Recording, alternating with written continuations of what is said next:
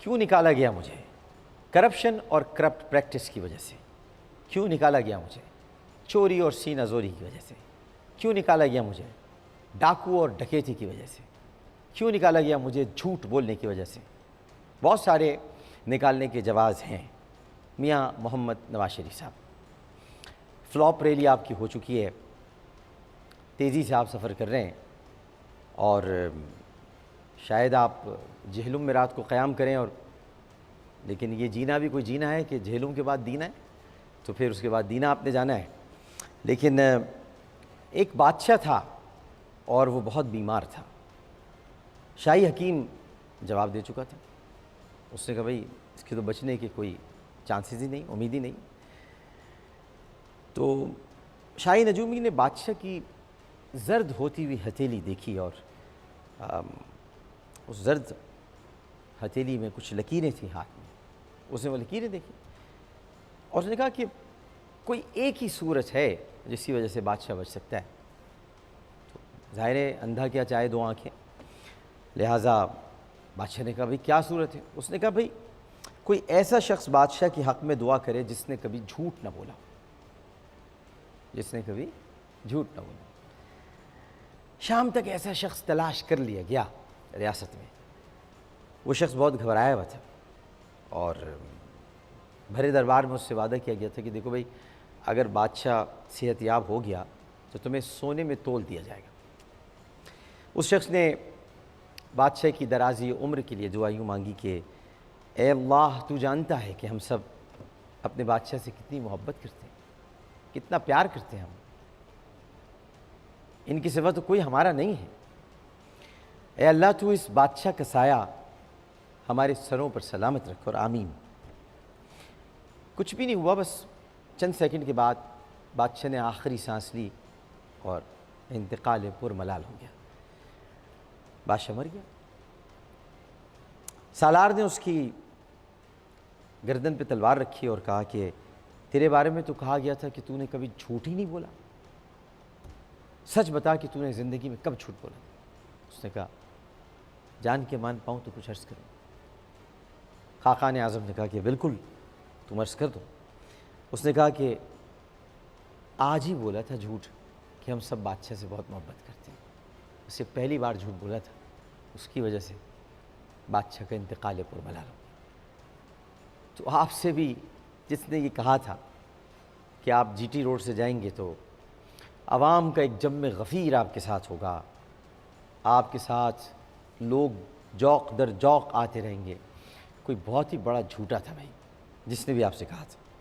لیکن آپ نے وہ جھوٹے تو اپنی جگہ پر، ان کے جھوٹ بھی بے نقاب کروں گا بھی آج۔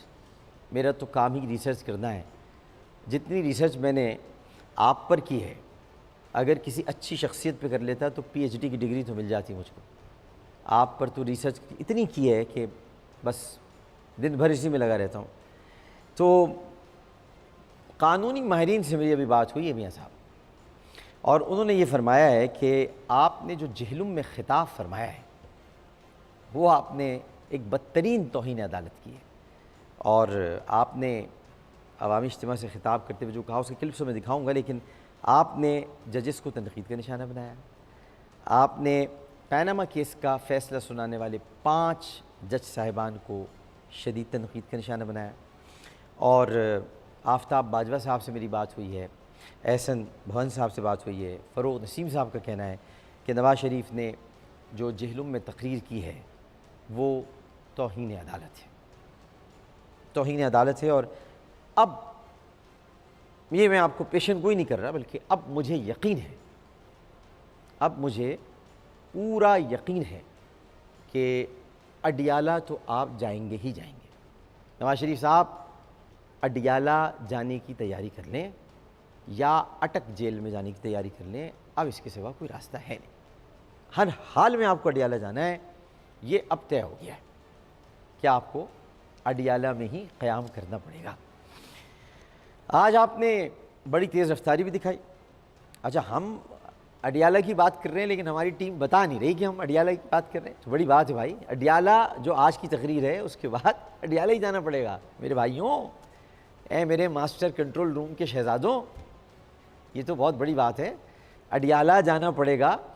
یہ مطلب اڈیالہ میں کہہ رہا ہوں بھائی کھارا در بریانی کھانے کی نہیں بات کر رہا ہوں, اڈیالہ جانا پڑے گا. تو اب میں آپ کو پہلے تو یہ بتاتا ہوں کہ یہ آج بڑی تیز رفتاری ہوئی ہے کہ بہت تیزی سے ایسی گاڑی بھگائی کہ مزہ آ گیا. تو ایسی گاڑی بھاگی ہے, وہ کیسے بھاگی ہے, لیکن اس سے پہلے میں آپ کو کچھ اہم کلپس ان کے دکھا دیتا ہوں. پہلے تو میں آپ کو یہ بتاؤں گا کہ ہم نے ایک مونٹاج تیار کیا تھا جو ہمیں کل چلانا تھا, لیکن وہ ہم کل نہیں چلا پائے تھے. پہلے آپ وہ ذرا دیکھ لیں, روک سکو تو روک لو. اس دن سے خوف کھاؤ جب نواز شریف اپنی کہانی عوام کے پاس لے کے جائے گا. کروڑوں لوگ, کروڑوں پاکستانی اس نواز شریف کے پیچھے کھڑا ہو. یہ شیر جب نکلے گا دھاڑے گا. عوام کا اتنا ذمہ غفیر ہے. آج لاکھوں کی تعداد میں جو ہے وہ اس وقت لوگ جو ہے وہ ان کا انتظار کر رہے ہیں. لاہور تک کروڑوں کی تعداد ہوگی, یہاں لاکھوں کی تعداد ہوگی. پورا پنڈی جام پیک ہو گیا, پورا گجرخان جام پیک ہو گیا.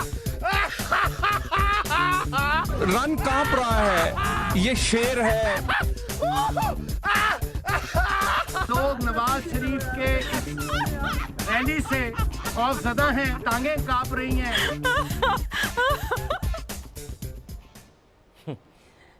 یہ ہے ناظرین محترم ان کی لاکھوں کا مجمع. انہوں نے اتنے جھوٹ بولے ہیں. ممتاز قادری کا جنازہ دکھا کے لٹکایا بھی تم لوگوں نے, آج جنازہ بھی اس کا دکھانا پڑ رہا ہے. سوچنے والی بات ہے. آج جنازہ اس کا دکھانا پڑ رہا ہے. ناظرین محترم یہ وہ جنازہ تھا جس پر پیمرا نے پابندی عائد لگا دی تھی کہ ان کو سپریم کورٹ سے سزا ہوئی ہے تو ان کا جنازہ نہیں دکھا سکتے. نواز شریف کو شاید یوگنڈا کی عدالت سے سزا ہوئی ہے جو ان کا جنازہ نہیں, مطلب معذرت چاہتا ہوں, ان کا جو یہ جلسہ دکھایا جا رہا ہے. تو مگر آپ نے اس وقت نہیں دکھایا تو چلیے اب صحیح, اب دکھا دیجئے. اب تو دکھانا پڑ رہا ہے نا جنازہ, تو وہ جنازے آپ لگا رہے ہیں. لیکن بہرحال گاڑی بڑی تیز تھی آج, تو میں بھی بڑا صبح سے اس چکر میں لگا رہا کہ یہ چکر کیا ہے, کیونکہ سعد رفیق سے کچھ BBC کے نمائندوں نے بات کی, اس کے بعد گاڑی تیز ہو گئی. ڈاکٹر طارق فضل چودھری سے پوچھا تو انہوں نے کہا نہیں کوئی خاص بات نہیں ہے, وہ اصل میں جہلم جلدی پہنچنا ہے, امام میاں صاحب نے خطاب کرنا ہے, تو اس وجہ سے ہم یہاں سے جلدی روانہ ہوئے ہیں. لیکن اطلاعات یہ تھیں کہ اگر گاڑی نواز شریف صاحب تیز نہیں لے جاتے تو کچھ اور تیزی سے اوپر چلا جاتا, یعنی ایک روح ہوتی ہے وہ بھی تیزی سے اوپر جا سکتی تھی. کچھ لوگ تھے جو ارد گرد موجود تھے اور یہ اطلاعات تھیں کہ ان پر کوئی قاتلانہ حملہ ہو سکتا ہے. لیکن وہ تو بہت مقبول لیڈر ہیں, بہت پاپولر ہیں. 7% ووٹ نہیں ہے انہوں نے پاکستان میں, 7% ووٹ. پوری دنیا سنے, جو ورلڈ اور جو نیو یارک ٹائمز ٹائپ کے اخبارات ہیں جن کو ان کے ملک کا اورنج جو ہے, کیا وہ ہے ٹرمپ جس کا نام ہے, وہی اس کو فیک نیوز کہتا ہے, اس پر بھی میں آتا ہوں. لیکن آپ نے جہلم میں خطاب کرتے ہوئے یہ کہا کہ ججوں نے مجھے نااہل قرار دے کر عوام کے مینڈیٹ کی توہین کی ہے. میاں صاحب آپ نے ججز کی توہین کر دی ہے. آپ نے کہا کہ عوام کو ان سے پوچھنا چاہیے کہ انہوں نے ایسا کیوں کیا, حالانکہ میرے دامن پر کرپشن کا کوئی داغ نہیں ہے. اصل میں آپ سرف ایکسل کا ایڈ دیکھا کرتے تھے, داغ تو اچھے ہوتے ہیں, تو آپ نے کہا داغ تو اچھے ہوتے ہیں, تو میں بھی یہ داغ, اگر ایک داغ واغ ہے تو کیا ہو گیا, کرپشن کے تو داغ ہے. آپ کو سرف ایکسل کے ایڈ نے یہاں پہنچا دیا ہے. داغ تو اچھے ہوتے ہیں, وہ بچوں پہ لگتے اچھے ہوتے ہیں کیونکہ اس سے پھر سرف ایکسل سے دھونا پڑتا ہے. آپ کے پاس تو کوئی داغ دھونے والا بیان بھی نہیں ہے کہ آپ داغ دھو سکیں. آپ کہتے ہیں کہ جو آپ نے فرمایا ہے کہ میں بے گناہ ہوں, میرے ساتھ زیادتی ہوئی ہے. اچھا کس نے کی زیادتی ہے ہمیں نہیں پتہ بھی, لیکن آپ کہتے ہیں کہ میرے ساتھ زیادتی ہوئی ہے. مجھے نااہل قرار دیا گیا ہے، لیکن آپ کی جو ریلی آہستہ آہستہ بڑھ رہی ہے، اور رات کے وقت میرے اندازے کے مطابق، باقی اللہ بہتر جانتا ہے، لیکن جو میرے پاس اطلاعات ہیں اس کے مطابق گجرانوالہ میں آپ کا قیام رات کو ہو سکتا ہے، جو جہاں سے گلو بٹوں کا علاقہ ہے، اور پھر غلام دستگیر صاحب کے بیٹے خورم دستگیر صاحب مشہور ہیں، پھر وہاں سے سارے غنڈے وہیں سے نکلیں گے، کیونکہ گجرانوالہ میں آپ نے پیارا شہر ہے ہمارا گجرانوالہ، اسے آپ نے بدنام کر کے رکھا ہوا ہے، سارے گلو بٹ آپ نے وہاں پہ چھپائے ہیں، کیونکہ گجرانوالہ پہلوانوں کا شہر ہے، تو وہ پہلوان ملک کے لیے لڑتے ہیں، لیکن آپ نے گجرانوالہ کے ساتھ کیا کیا ہوا ہے؟ بہرحال آپ کا قیام وہاں پر ہوگا۔ آپ خصوصی کنٹینر میں سفر نہیں کر رہے ہیں، بلکہ اپنی SUV میں سوار ہیں، اور کنٹینر مگر پیچھے پیچھے چل رہا ہے آپ کے، اور آپ کی گاڑی کے اوپر کچھ چھوٹے اسپیکر لگائے گئے ہیں جن کی آواز بہت کم ہے، جو آپ کی بھی کم ہے، آپ کی تو کم بھی ہے اور نم بھی ہے اور مدھم بھی ہے، اور کئی آوازوں میں ضم بھی ہے اور اس میں سقم بھی ہے، لیکن شرم نہیں ہے، باقی یہ کہ کم ہے، تو آس پاس صرف سنائی دیتی ہے آپ کی آواز، اور جب اس کو سننے کا وقت آتا ہے تو کارکنوں کی دھکم پھیل شروع ہو جاتی ہے۔ اب تک کا آپ کے قافلے کا پیٹرن یہ رہا ہے کہ GT روڈ پر آنے والے چھوٹے چھوٹے قصبوں میں جو لگائے گئے استقبالی کیمپ ہیں وہاں آپ تھوڑی دیر کو رکتے ہیں اور گاڑی میں ہی بیٹھے بیٹھے آپ خطاب فرما دیتے ہیں۔ تو آگے میں آپ کو آپ کے کلپس دکھاتا ہوں کہ جو آج آپ نے کہا ہے، اور پوری قوم سنیں، کیونکہ ظاہر ہے کہ جب تقریر پوری چل رہی ہوتی ہے کسی کے پاس اتنا وقت نہیں ہوتا، اس سے زیادہ بہتر ہے لوگ کارٹون نیٹ ورک لگا لیں، لیکن پھر بھی ٹام اینڈ جیری اس سے زیادہ اچھا ہوتا ہے، لیکن اگر آپ کی تقریر پوری کسی نے نہیں سنتے ہیں تو میں کچھ کلپس ہیں وہ میں دکھانا چاہتا ہوں کہ آپ نے کیا کیا کہا ہے، اور آپ کو آج یہ اطلاع بھی دینا چاہتا ہوں، بریک لے رہا ہوں بھائی، اطلاع تو دوں ایک میں بریک لے رہا ہوں، اور آپ کو یہ اطلاع بھی میں دینا چاہتا ہوں، اور بہت ذمہ داری کے ساتھ اطلاع دینا چاہتا ہوں۔ آپ سوچ رہے ہوں کیا اطلاع دینا چاہتا ہوں؟ چودھری نثار علی خان صاحب نے آپ سے اب مکمل طور پر علیحدگی کا فیصلہ کر لیا ہے۔ کیسے کر لیا یہ میں آپ کو بتاتا ہوں، مجھ سے کہا جا رہا ہے بریک لی جائے، وقفے کے بعد ایسے نہیں چلے گا۔